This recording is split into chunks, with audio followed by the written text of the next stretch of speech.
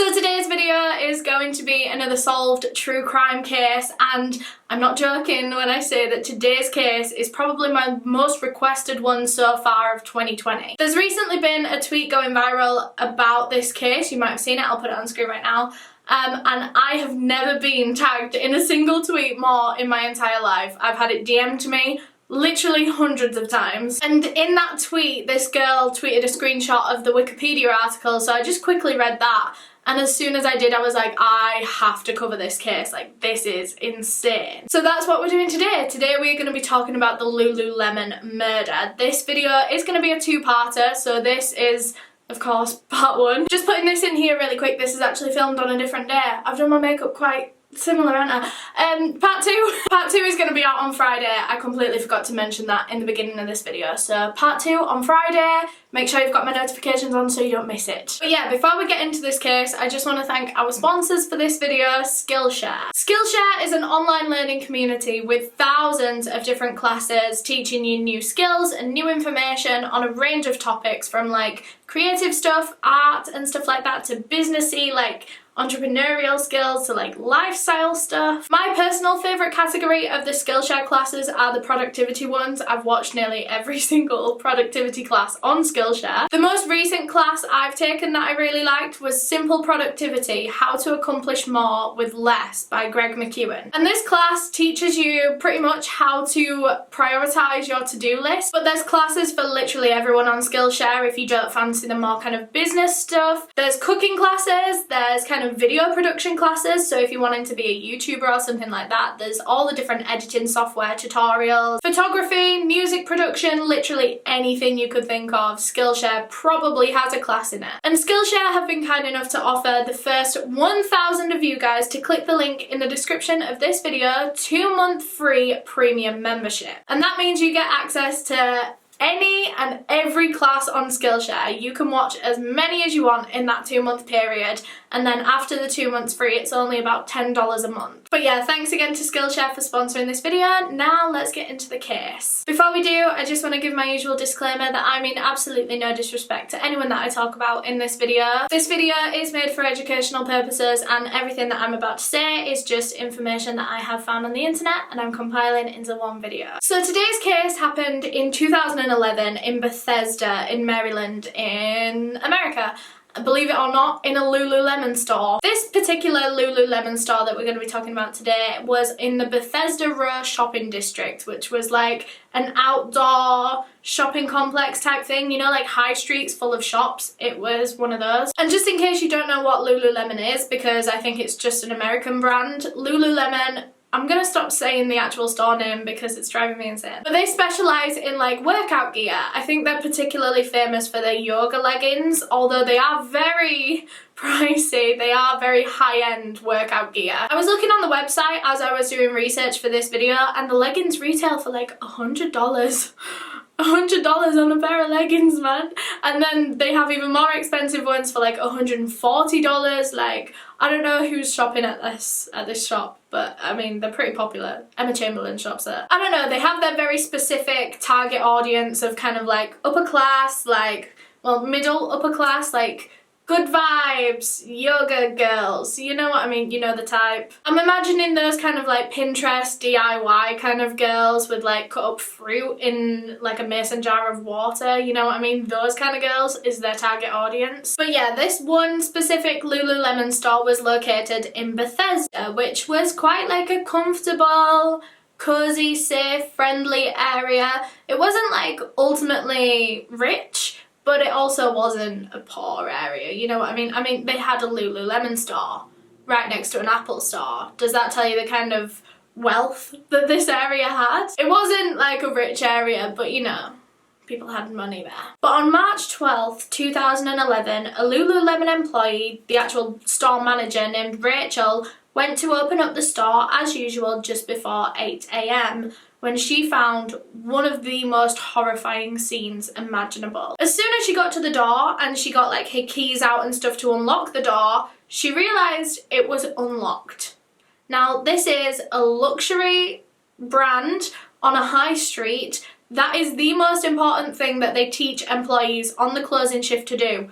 lock the door. So this is a huge red flag already before she'd even stepped in the shop. But she just thought it was one of her employees who had forgotten to lock the door. Someone was probably going to get in trouble for that, but you know, she didn't think too much of it. So she pushed the door open and she walked inside anyway. And that was when she noticed a few out of place things in the storefront. It wasn't particularly ransacked, but there were things knocked over. So like an odd clothing rail was knocked over, and there were things kind of thrown on the floor, t-shirts off the hangers just on the floor and stuff. So immediately Rachel panics and she runs back outside the Lululemon store and begins to call the police. And that was when she noticed a crowd of people gathering outside the Apple store, which was right next door. The new iPad 2 was set to launch that morning, so there was like a queue of people outside the Apple store before it had even opened. You know what it's like when Apple launches a new product. And one of the men in this queue noticed Rachel, and obviously she seemed very panicked and worried.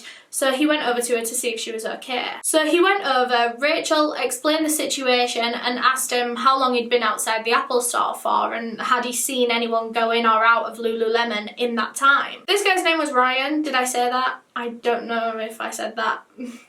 Anyway, Ryan said he'd been waiting outside of the Apple store for at least an hour at this point, maybe even 2 hours, and in that time he hadn't seen anyone even approach the Lululemon store, never mind go in or out of it. However, he did offer to Rachel to go in the store with her and just kind of check everything over, see if anything had been stolen. So the two of them go back inside the store, and as they're walking through the storefront towards the back rooms and towards the till, the closer and closer they're getting, the more and more things they're noticing are a bit out of place. And then as they got right to the back where all the tills were, all the cash registers, they looked behind it and all of the cash registers were open and empty. So this had been a robbery, and there were a few safes behind there as well, I think. They were also open and empty. And there were a bunch of like receipts scattered on the floor as if like the robbers had tried to take them thinking they were notes and then realised they were receipts and then just thrown them to the floor. So then Rachel and this guy Ryan walk into the first back room and it is a mess.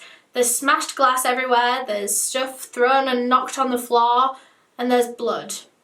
And a lot of it. Not only was there a trail of just blood, kind of like dragged blood, like an actual trail, but there were also footprints in the blood, mainly in those back rooms, but a couple of them kind of wore out into the main bit, so whoever had been walking in the back had gone into the main like front of the store as well. And on one of their walls there was kind of like a handprint, but not a handprint, more like a swipe, like a palm thing, as if someone had like leant on the wall to kind of push themselves up kind of thing. So the store manager is still on the phone to police and she decides to stay in the front of the Lululemon store while Ryan goes further into the back to assess this situation. Obviously this was terrifying. They'd walked into this store expecting to find, you know, a few things stolen, maybe all the money stolen behind the cash registers.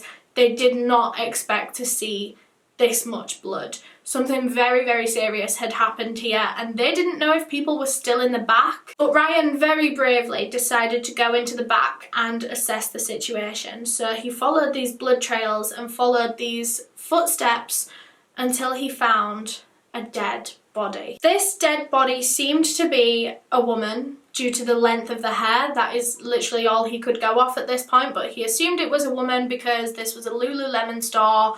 Most of the employees were female. This woman was lying face down in a pool of her own blood. And when I say a pool, I mean a thick, like, puddle of her own blood. There was a lot of blood there.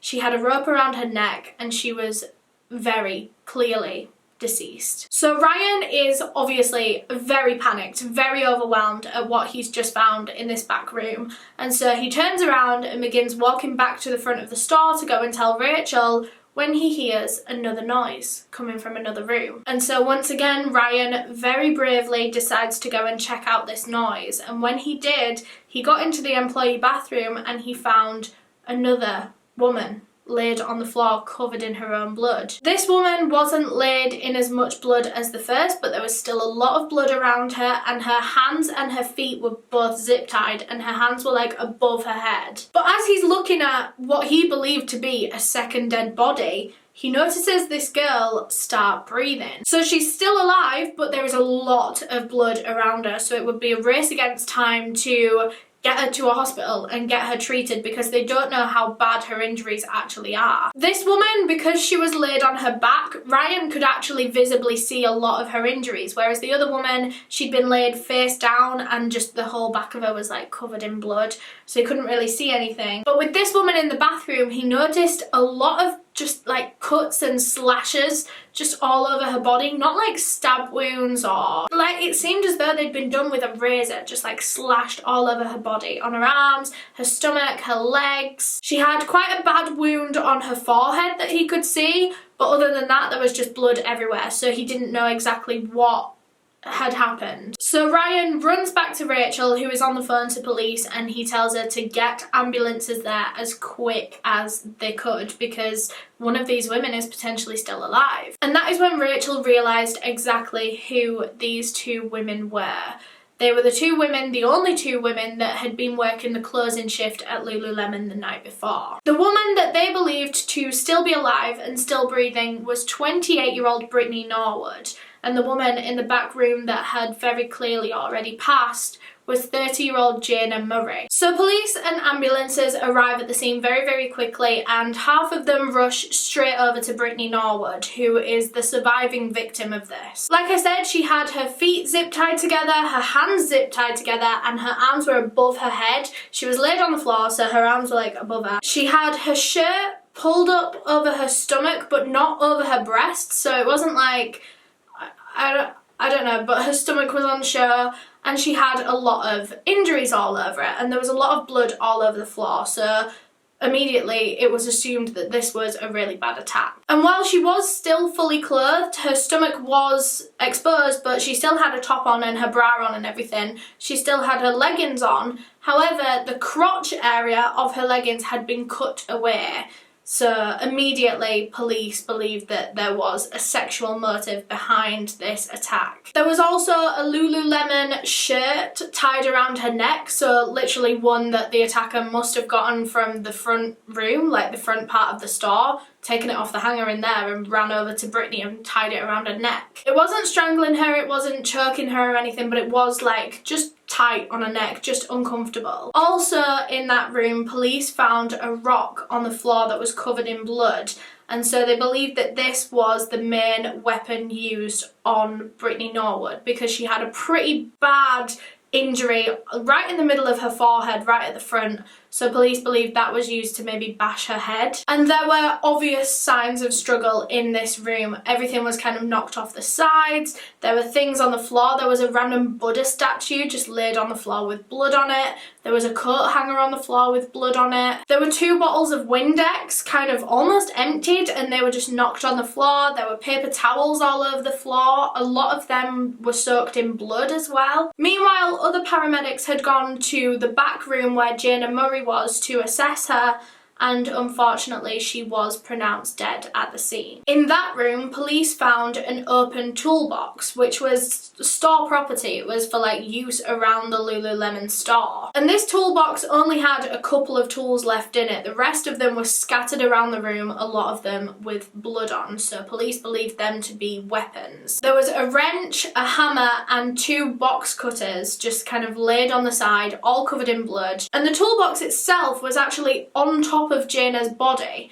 Now, I can't understand why or how, whether the attacker had literally just dropped it on her body just as one final like disrespect to the body or something. If anyone can theorise why the toolbox might have been on top of her body, please feel free to do in the comments. And this room itself, where Jayna Murray's body was found, was the most bloody of all the back rooms. There was a thin layer of blood on the whole floor, but then particularly around Jayna's body, there was a thick pool of blood, like a full puddle of human blood. There was blood spattering all the way up the walls, some even 6 feet high. Just a warning, be careful if you do go and do your own research on this case, because there are photos of the crime scene very easily available online. And I know a lot of you guys like to kind of Google along with the cases as I'm telling them, just and kind of do your own research and your own kind of further reading. But just be careful if that's something that you don't want to see. But yeah, like I said, in these back rooms there were a bunch of bloody footprints. Now, crime scene investigators identified these to be from 2 different people, 2 different pairs of shoes. One of them seemed like a smaller women's size shoe, maybe like a 5 or a 6, whereas there were a bigger pair of shoes, pair of footprints, around a UK size 12 or a US size 14, which is freaking huge. So it was likely that the first pair was maybe from Jayna or Brittany, but the second pair of those huge shoes immediately stuck out to police. At one point, these large shoe prints led up to a sink in one of the kind of kitchens or bathrooms in the back of the store, and they just stopped there. They didn't walk away again. So the theory is that maybe the killer or maybe the person wearing these shoes took them off, rinsed them in the sink, and then either put them back on or put them in their bag or carried them out or something. There was a fire exit door right at the back of the store. So there's the front of the store with all the product in, and then there's the back rooms where all of this happened, where the 2 women were found. And then there's an even further back bit where there's a fire exit door. And this fire exit door actually had blood leading up to it and then blood all over the handle of it. But then they opened this fire exit door and there's no blood outside. No footprints, no kind of drop-in, no kind of trail, absolutely nothing. So it seems as though maybe one or both of the women tried to escape, however they were caught before they could actually leave. But interestingly, this fire exit door actually had an alarm system rigged to it so that it couldn't be, you know, opened and someone get in and out without people in the store knowing, because it was right at the back. So you actually had to put a key in this door to disable the alarm, and that key was in the door, which suggests that maybe it was the women trying to leave the store. Another theory being that whoever had done this, the murderer, the attacker, had made one of the women put the key in to disable the alarm and then tried to leave out that way, and that's why there was blood leading up to it. But then maybe when the attacker opened the door, maybe they saw someone or something outside and they kind of got scared back in. So Jayna Murray's body was removed from the crime scene and taken for an autopsy. And before I get into this, I just want to say that these are the absolute worst autopsy results I've ever heard. And I've been doing this job for 3 years. I've been reporting crimes like this, murders, vicious ones, for 3 years, and I've never heard anything quite like this before. Jayna's autopsy revealed that she had sustained, at the very least, 331 separate wounds to her body. At the very least. That was all the individual ones that they could count. However, a lot of the injuries were kind of layered on top of each other. Of course, there's only so much human body for another person to injure. Sometimes they're going to hit the same places twice, you know, damage the same places twice, and they can't be counted because they're layered injuries. So at least 331. A lot of these were mainly stab wounds, but there were beating wounds. A lot of them were self-defense wounds on her hands and her arms where she tried to stop her attacker. There was the marks around her neck from the rope. So the 331 that they could count on her body were separated into 200 on her face, head and neck. That is 200 on this one very small surface area, 200 different wounds. And then on the rest of her body, mainly on her arms, chest and torso, were the remaining 131. Because obviously it was very hard for them to determine what had happened to the skin on her head, because imagine 200 wounds on one very small surface area, there is not going to be much skin left. However, with her skull, they counted 13 different fractures. So much so that part of her skull had actually caved inwards. The saddest thing that comes out of this autopsy is that pathologists believe that Jayna Murray was alive right up until the last blow. They don't know whether she was conscious for the full 331 wounds. It's very unlikely that she was, especially with all the damage that had happened to her head. However, she was still alive right up until the last blow, which was a singular stab wound to the back of her neck that severed her spinal cord. Pathologists found at least 5 different wound patterns on Jayna Murray's body, so that means at least 5 different weapons were used. And they believe that this included the wrench, the hammer, the rope that was found around her neck, and a Buddha statue that was found close to her body. Like I said, there was a Buddha statue also found close to Brittany Norwood's body, so it seems as though the same kind of weapon was used on both women, but this was a Lululemon store and they just kind of had these Buddhas around the store for decorations. Her body was also found with clumps of her own hair in her hands, which I can't quite figure out myself how that would have happened, be it like self-defense, maybe she was trying to grab hold of her head and like protect her face, and then she ended up pulling her own hair out. So anyway, Brittany Norwood was raced to hospital for her wounds to be treated because they really didn't know from looking at her how severe they were. They just saw a lot of blood on the floor and they panicked thinking that this could be life or death. But before we carry on with the story and before I carry on with like telling you about Brittany Norwood's injuries that she sustained, I just want to talk a little bit about our murder victim, Jayna Murray. So Jayna Murray was 30 years old. She was born on November 22nd, 1980 in Kansas before quickly moving to Texas, which is mainly where she grew up. In school, Jayna was very well behaved. She was a high achiever. She had that combination of like hard working, she was willing to put in the work, but she was also just very naturally talented, very naturally smart. She'd worked at that particular Lululemon store for quite a while and she was very popular among her co-workers. They all knew her as just very happy, very vibrant. She was always smiling, she was always laughing. She was one of those people that just has that like infectious energy about them. You can't be sad when you're around them. And her family described her smile as a megawatt smile. She was very outgoing, very adventurous, very energetic. She was very outdoorsy. She was one of those people that was always doing like mad extreme sports. She did bungee jumping, she'd done multiple skydives. She was just one of those women that was just fearless. Jayna was an avid dancer. She regularly attended different dance classes at her local studio. She did salsa and tap specifically. She was very good at those. She didn't take it ultimately seriously. She didn't do like competitions and stuff. However, from time to time, her instructors would encourage her to think about making it her career because they saw real potential in Jayna. Jayna was also very into traveling and experiencing new cultures. She'd actually visited almost every single one of the continents. She was just missing one, which was Antarctica. She studied abroad in Spain for a while. Well, she studied abroad in a lot of different countries. However, this kind of studying abroad program that she was on was mainly focused in Spain. But yeah, she spent a lot of time studying in Spain until eventually she settled again in Washington for the remainder of her degree. And it was during this time that Jayna actually met her long-term boyfriend, Fraser. And this is actually really heartbreaking because Jayna and Fraser were so in love and they had planned on spending the rest of their lives together. They knew that that was it for them.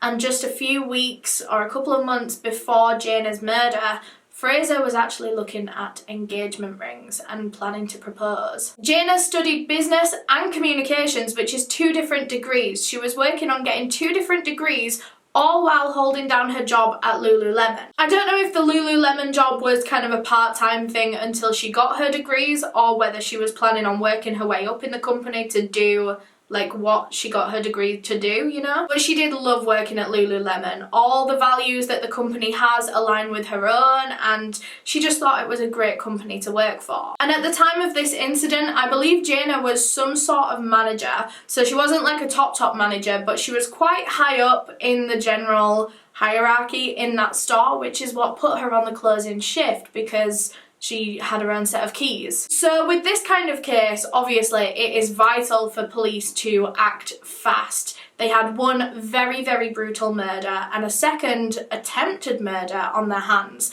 And this person that had done this was still on the loose somewhere. Of course, Brittany Norwood, the surviving victim, was rushed to hospital. She was checked over and treated, and luckily a lot of her wounds, most of her wounds, were very superficial. She didn't require many stitches or bandages or anything. She just needed cleaning up and kind of, you know, making sure that things didn't get infected and stuff as they were healing, but they would heal on their own. And because her wounds weren't too bad, police decided to question her that same day, that same evening after she'd been cleaned up at the hospital, because they needed to get to her as soon as possible while this was all still fresh in her mind. But before we get on to that witness interview, let's talk a little bit about who Brittany Norwood was, the surviving victim. Brittany Norwood was 28 years old, and she was born on May 19th, 1982 in Seattle in Washington to a very big family. She was one of 9 siblings. She had 4 brothers and 4 sisters, and everything that I could find about Brittany's childhood pointed towards it being very happy, very loving, very supportive. They were a very close family.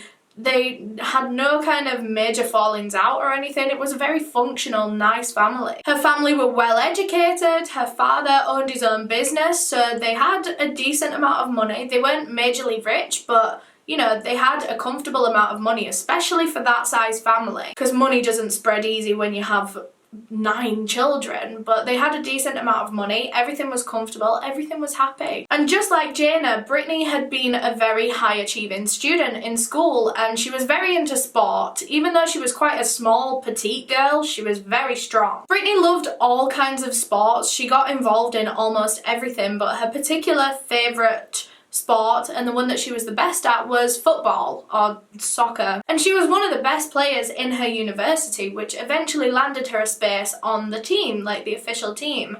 However, her time on that team was a bit rocky, to say the least. After Brittany joined the soccer team, the girls noticed that whenever they would have practice and they were in the changing rooms and stuff, things would go missing. So it was like a lip gloss or a pair of earrings or $10 that one of the girls left on the side or a shirt. Like little things that you could misplace, but after a while it was just getting way too coincidental and too often for it to have just been stuff going missing. Someone was taking these things. And as soon as the girls connected in their head that it was as soon as they let Brittany on the team that things started going missing, they decided to confront her and say, look, we know that you're stealing from us. And when they did, Brittany broke down and she said she'd made a mistake and she was so sorry. And the girls did, to an extent, forgive her. But once that trust is broken, you can never really repair it again. The girls started taking Brittany off more and more games, and they stopped spending time with her outside of practice just because they couldn't trust her. They didn't want to be around her. And this took a temporary toll on Brittany's mental health because this was everything she'd worked for. She was such an athletic, sporty person. All she wanted was to be on a team. And she finally had that. She finally had like-minded, athletic friends, and she'd given all that up to steal some random things that she didn't need. Like I said, her family were decently wealthy. If she wanted a new top or if she wanted a new lip gloss, she could get it. She could ask her parents for the money for that. She didn't need to steal. It wasn't like she was stealing things to get by or stealing things because she couldn't get them herself. She had the money. I think it was more of a adrenaline thing. I think she was just a kleptomaniac. Brittany eventually made new friends at university and built up her social circle again. However, that side of her never really left. She began stealing in her adult life from her jobs. And because she loved sports and just generally being active, when it came to getting a temporary job in her adulthood, Lululemon was the perfect company for her. Just like with Jayna, Brittany aligned with all of their views and their general just vibe. Brittany had actually worked in another Lululemon store before she worked at this one in Bethesda, and the reason she got fired from the last one was because she stole from her job. But yeah, these jobs at Lululemon were never supposed to be a long-term thing. They were just a temporary thing, just until she got her dream job, which was a personal trainer. Well, her dream job was to own her own gym one day and kind of run it all, but a step in the right direction was a personal trainer. And she was actually due to have an interview at a local gym named Equinox just a couple of days after this incident, which of course she couldn't go to. So anyway, back to the timeline. timeline, Brittany is in the hospital and she's being checked over of all her injuries, and she told the hospital that she'd actually been raped and sexually assaulted as part of this attack, and so a rape kit was done on her and everything. And like I said, a lot of her wounds were superficial, so they were just kind of cleaned up, wiped up, disinfected to make sure she wouldn't get infections, and she only actually had 2 wounds that required actual proper attention, like stitches and bandages. So it seemed as though Brittany's attacker wasn't actually trying to kill her, just more maybe torture her or just prolong this kind of pain and fear that they were inflicting on her. I don't know. So yeah, she had a pretty bad wound on her forehead and one on her hand, and they were bandaged up, stitched up, whatever, and then she was ready to tell police her version of events. She said that it was just her and Jayna on the closing shift that night, and everything went as normal. They cleaned up the store, they picked up their stuff, they left the store, locked the door behind them, and actually set off home. Jayna went and got in her car and she set off driving back home, whereas Brittany was getting the subway back home. So she was walking and she got all the way to the kind of station for her train, and she realised that she didn't have her Metro card. She'd left it in the Lululemon store. So she needed to go back to the store to get that card, otherwise she couldn't go home. But Jayna was already halfway home in her car, so how was Brittany going to get back in the store? Because she didn't have keys. Jayna was the only one out of the 2 of them that had keys because she was higher up in the company than Brittany was. And Brittany was very new to this job. She was only about 6 weeks in, and so she didn't actually have Jayna's number to call her and be like, please can you come back to the store, I've left my card. So Brittany was ringing around all her other co-workers, asking one of them to give her Jayna's number, which one of them eventually did, and she called Jayna and she just explained the situation, and she was like, I'm really sorry, can you please just come back to the store and let me in so I can get my Metro card? Luckily, Jayna had actually left something in the store herself. She said she'd left her laptop, so she didn't mind driving back and letting Brittany in the store to get her card because she had a reason to be there too. So Brittany walked back to the Lululemon store and she was just sat outside it for a while when Jayna pulled her car in and just parked like illegally outside of the store because they were only going to run in and like pick up the things that they'd left there. So Jayna parks up, she unlocks the door, both her and Brittany go in, Jayna goes and gets her laptop, and Brittany's looking around for her Metro card, but she can't find it. Both women are looking around, they didn't bother turning the lights on or anything, or, you know, locking the door behind them. Normally when employees are in a store by themselves,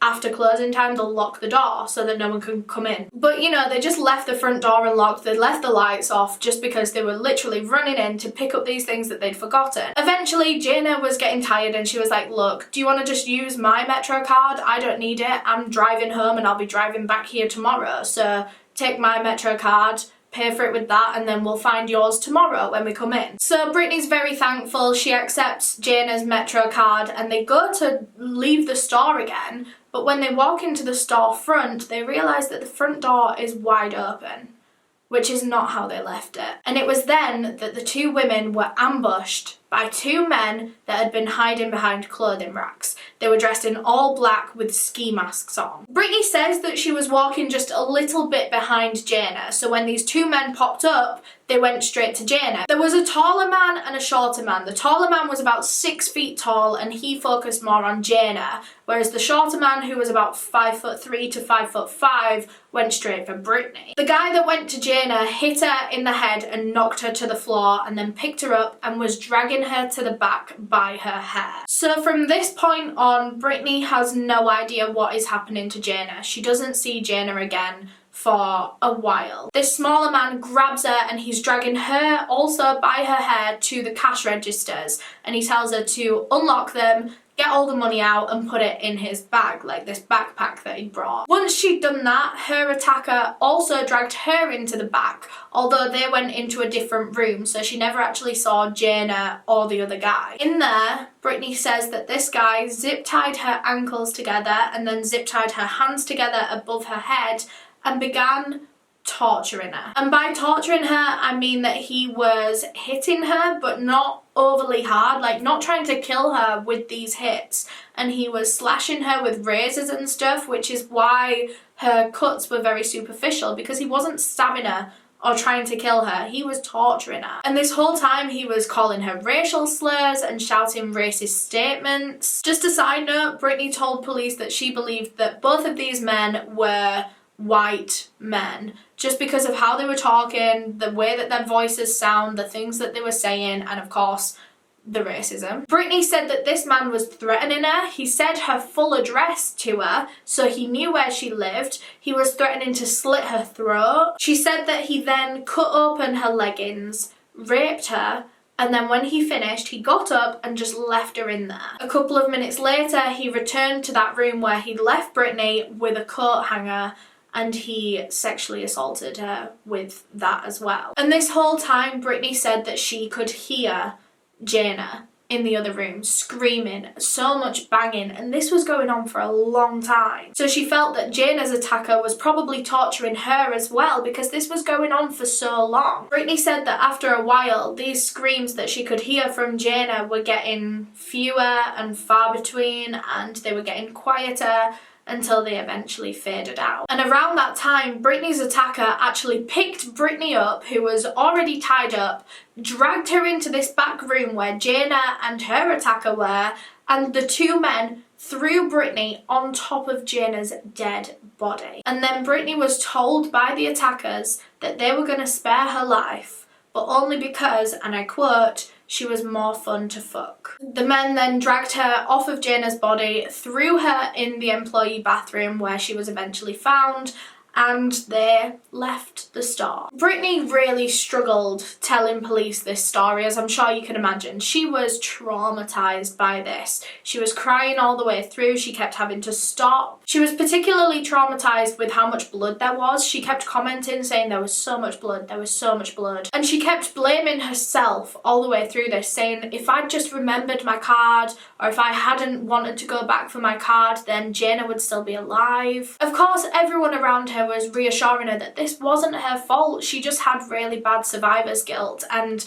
how was she supposed to know that these men were going to come in, or that men like that were even out on the streets? Brittany actually asked the police officer that was questioning her and getting her account how her friend was doing, how Jayna was doing, so she didn't know that Jayna had died. The detective that was doing the questioning didn't actually know anything about Jayna. She had literally just been put in this room with Brittany to question her, and so she didn't know how Jayna was doing, so she said that she would find out and she would get back to Brittany. So the first thing that police did, now that they had this account from Brittany, was check CCTV footage. Now, the only thing is, none of these shops on this Bethesda Row shopping district had cameras apart from one shop. And luckily that one shop was the Apple store next door to Lululemon, because of course the Apple store has a lot of expensive equipment in there, whereas the other shops like the clothing shops and stuff didn't bother having cameras. So police went and collected this CCTV footage from outside the store, and believe it or not, they saw two men dressed in all black walking down the road around the same time as when the women would have been leaving that night, around 9:30, 10 p.m. The story hit the news that same day. The same day that the women were found, the story was aired that same evening. In these news reports, the public was informed of these two white male suspects that had been seen on CCTV, and everyone was urged to get in contact with the police if they knew anything. And the whole of Bethesda was terrified.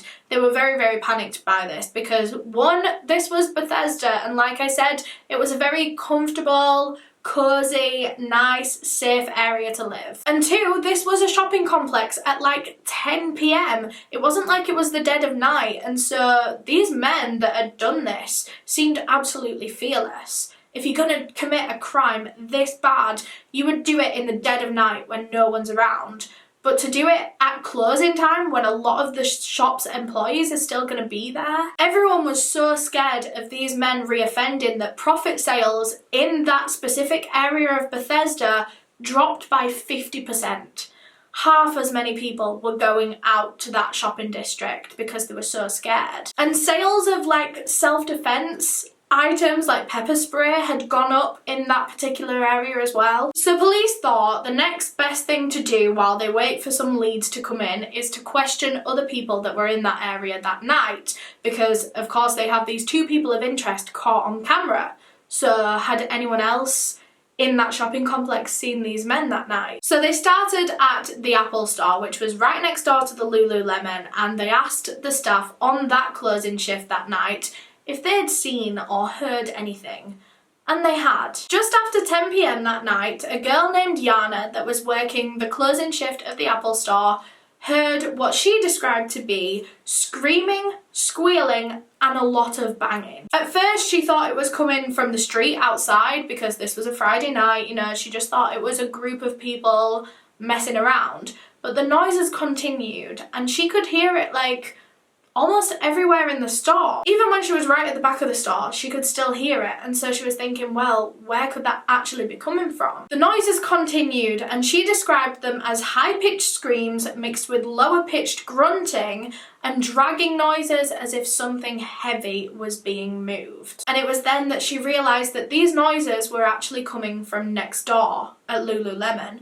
And so she goes and approaches one of the Apple store security guards, because they've always got at least one on the site. This guy was called Ricardo, and she approaches him and she says, look, I think I can hear some noises, will you come and check it out? So he comes in and he hears the noises as well, and he even puts his ear up to the wall to hear what's going on. The noises are still going on, and so eventually Ricardo just goes up to the wall and just bangs on it to kind of tell them to shut up, and it worked. The noises stopped. Not one point during all of this, when they were hearing squealing, screaming, banging, dragging of a heavy object, did they decide to call the police. They didn't even decide to go around and check if everything was okay, you know, they didn't do anything. This man was a security guard, and all they did was bang on the wall to stop the noises. Jayna actually told police that she heard two women's voices that night, one saying, please don't do this, just talk to me, and another saying, God help me, please, God help me. And in these kind of cases, I'm really not one to blame people for not acting on things, because I think it's really harsh to blame people for things in retrospect. Obviously, me sitting here reading this case, it's obvious that something is going on next door. But if you're sat in your house and you're hearing screaming outside, maybe a lot of your brains go straight to crime because you're interested in this kind of thing. But a lot of people's brains won't go straight to crime. A lot of people's brains would think, oh, there's some kids outside playing, or maybe it's someone drunk walking home and they're just really loud. I don't like to blame people in retrospect. However, this is insane. If you are hearing that many noises and they go on for so long, and there's screaming and squealing, people saying, God help me, please don't do this, just talk to me, and you're not calling the police, what the hell is going on? I could not believe what I was reading as I was researching this case. For them to hear things like that and to not think that something was wrong is insane to me. Like I say, I'm not one to blame, but it's ridiculous.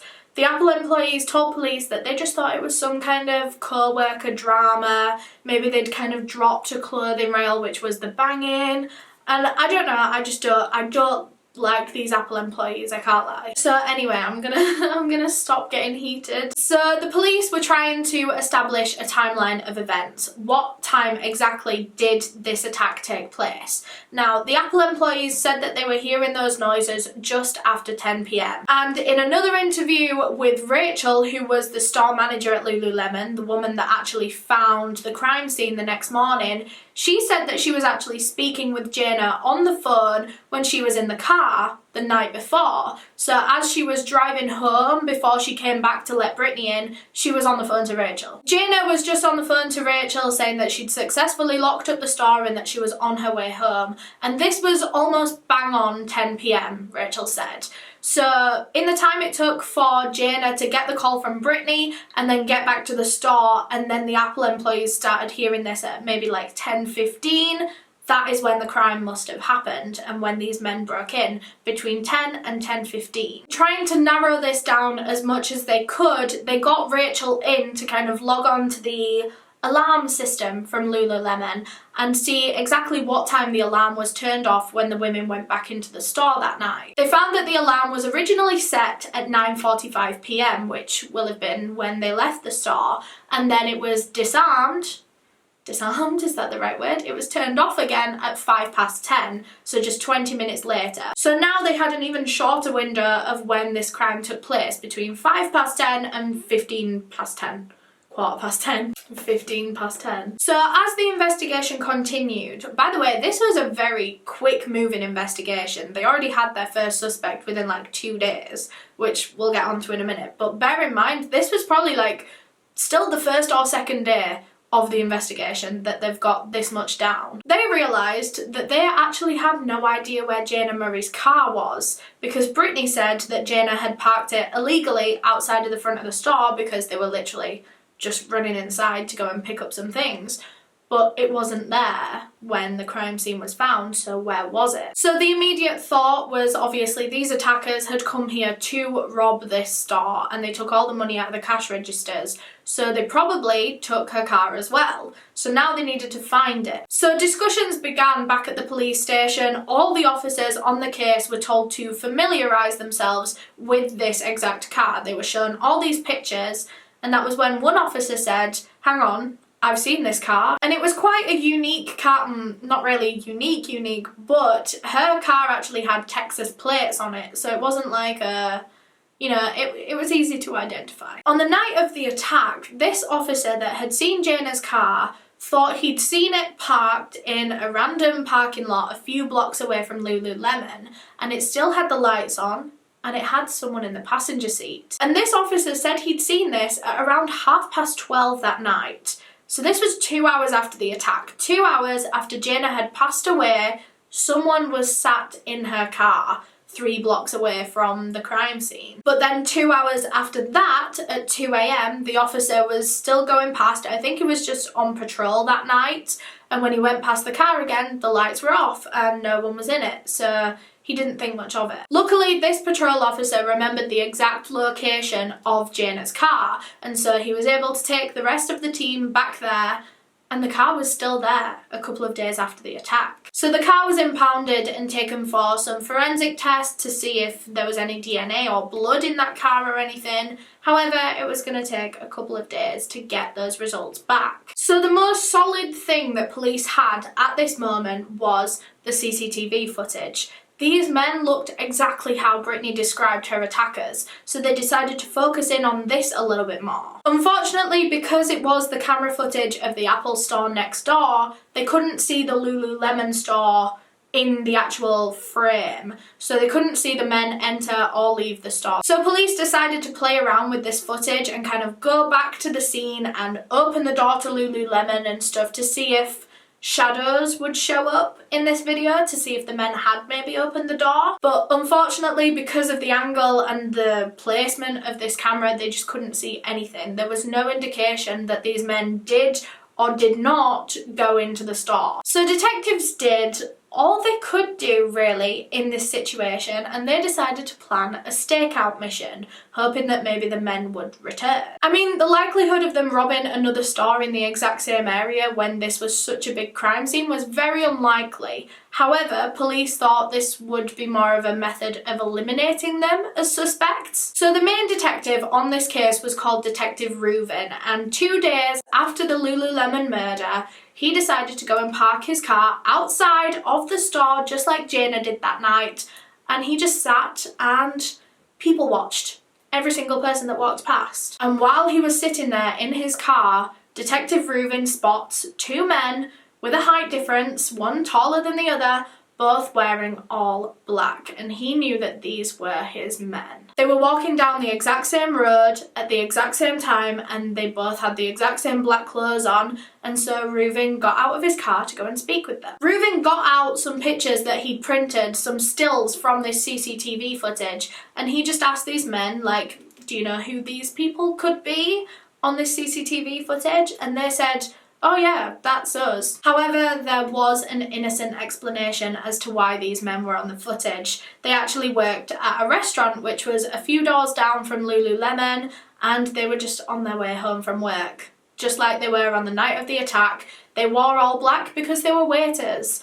And the reason that they were walking together was because they both lived in that direction. So now police were back to square one, and they were feeling pretty defeated because this big piece of evidence that, well, a thing that they thought was a big piece of evidence for such a long time proved to really not have anything to do with the case at all. So they did all that they could do while they were waiting for all these different forensic tests and stuff to come back, and they appealed to the public once again to come forward with any potential suspects. One man that a lot of kind of Bethesda residents and workers, especially in that shopping district, suggested was a homeless man named Keith. Keith was known to hang around that area in Bethesda, and he was also known to have a very aggressive, violent reputation. He was particularly aggressive with women. He would make unwanted sexual advances on just random women in the street. This guy was a bit he was always getting in people's faces, trying to start fights. He was always drunk.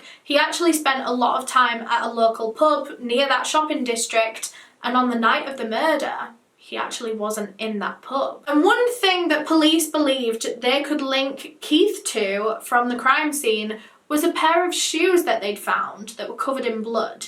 Size 14 men's Reebok trainers. These were the trainers that had made those big prints in the blood, and it seemed as though the killer had just kind of ditched their shoes there because they realised they had blood all over them. And police's thought process behind this was, well, this guy's homeless, he keeps all of his belongings in his bag, including a spare change of clothes. He had like 2 outfits that he went between. It would make sense that if he wanted to ditch a pair of shoes, he would just leave them there and then put on his clean pair to leave the store. Around this same time in the investigation, Detective Reuven was at a hardware store, completely unrelated to the investigation. This was just in his free time. He was just doing some shopping. And the guy that was helping him in this hardware store knew that Reuven was on the case, and he was just kind of asking him how it was going and stuff, when this guy at the hardware store said something about Keith, this homeless man. He said that he'd actually seen Keith walking along the street a few days prior to this with a backpack on. He was wearing all black, and he was walking with a white man who was also wearing all black. Now, Keith was a lone traveller type. He was not one to hang about with other people, especially not other homeless people. He very much stayed himself to himself. So the fact that this guy at the hardware store saw him with another man, it was interesting that Keith had suddenly made a friend and they both wore all black, you know? So the search was on to find Keith and question him, but obviously he was homeless, so police didn't have an address to go and find him. It was going to be very hard to locate this man. That was until the next day, when he was located at a hospital around 10 miles from Bethesda, where he'd shown up the day before, covered in blood and injuries. Lucky for police, Keith was actually wanted for another crime to do with like alcohol or something, and so they went to the hospital and they arrested him there and took him to the police station. Obviously, they couldn't arrest him on suspicion of the murder of Jayna Murray because they had absolutely no evidence, but they still wanted to question him, but they didn't have grounds to arrest him on, so it was very lucky that they had him for another charge. So the first thing that they ask Keith when they get him in the police station is, how did he end up in hospital and why was he covered in blood? And he said that he'd actually gotten into a fight with another homeless man. And Keith seemed very, out of it. He was quite disorientated. And as police were listening to him tell this story about this fight that he'd had with this guy, they were thinking, this man is not capable of the crime that they are investigating. This murder of Jayna Murray and the attack on Brittany Norwood required some serious brain power. Whoever had done this was very smart, very organised, very methodical, very planned out, and they just didn't think that Keith was capable of doing all of that. Either way, police took all of Keith's clothes that he'd actually turned up at the hospital in, all the ones covered in blood, and they sent them for forensic testing. However, they did think when they looked at these clothes that they didn't seem consistent with a murder, especially not the murder that they were investigating, the absolute brutal murder of Jayna Murray, where there was puddles of blood all over the floor. There just wasn't that much blood on Keith. There were just a few spots on certain things. He had a little bit of blood on his shoes, a few little splashes on his jeans. And the blood seemed fresher than it would have been if it was the blood from the murder scene. It did seem as though he probably got into a fight maybe the day before. I don't know, if he was the murderer, if he had actually killed Jayna Murray, police expected him to be absolutely soaked in it. But yeah, his clothes were sent off for forensic testing, although again that would take a couple of days to come back, so police had to do other things in the meantime. So they were going over and over the case notes, they were looking back at all the evidence, and they were thinking, hang on, a few of these things just don't quite add up. Just some little things that didn't quite seem right that they'd overlooked in the beginning part of the case because they were just rushing to try and find, you know, the nearest suspect that they could.